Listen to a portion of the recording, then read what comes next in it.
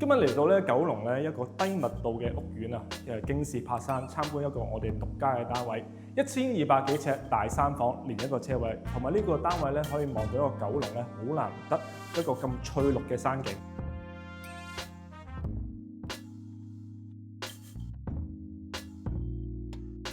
京士柏山咧，相對咧喺九龍呢邊咧低密度住宅嚟講咧，樓齡比較新啦，混合式發展，有分層啦，有 house， 同埋上嚟咧半私家路咧非常 grand， 有寧靜嘅環境啦。但係呢度咧揸車落翻去咧又好方便喎，幾分鐘咧可以落翻去旺角同埋佐敦呢啲市中心。首先入到嚟咧就係客飯廳嘅位置，飯廳呢邊同客廳咧採用咗一個日字形嘅設計，分開兩邊，咁咧間隔上咧都比較分明。飯廳呢邊咧都有一個對流窗啦，望翻個內園嘅位置，同咧客廳造成一個對流嘅作用。可以見到飯廳呢邊咧個空間都唔細啊，呢度咧擺個圓台，側邊咧仲有啲空間可以擺櫃。再到客廳呢一邊咧，望出去咧就係一個好翠綠嘅京士柏公園。喺九龍呢邊咧，一個咁城市化嘅地方咧，揾到呢個山景咧，的確係唔容易。呢度咧遠處咧仲可以望到一個對面嘅九龍站啦，左手邊嘅尖沙咀 K11，可以話咧十分開揚。梳化擺邊邊咧都可以享受到唔同嘅景觀。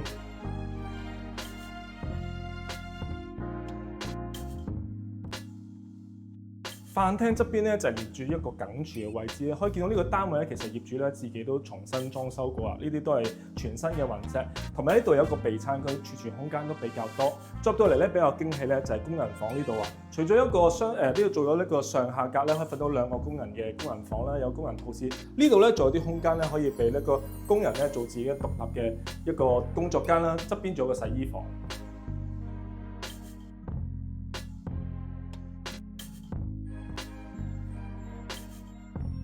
成個單位1200幾尺，本身一個3房1套設計。首先我哋參觀第一個睡房啦，因為咧呢個尺數咧開3房咧，每間房個空間都一定會細啦。呢度咧好在咧所有嘅地方咧間隔都比較四正。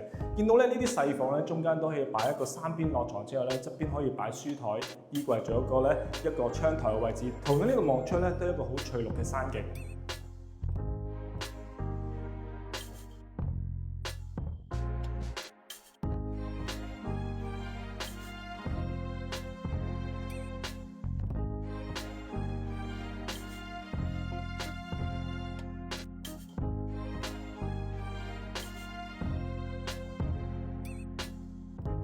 再入到去就係主人房位置，咁間隔上呢度有少少改動啦。咁呢度咧其中間細房咧就歸入咗一個主人房一個子母房嘅空間，呢度可以做一個咧衣帽間嘅位置。呢度咧景觀咧雖然望住對面樓啦，但勝在咧比較寧靜。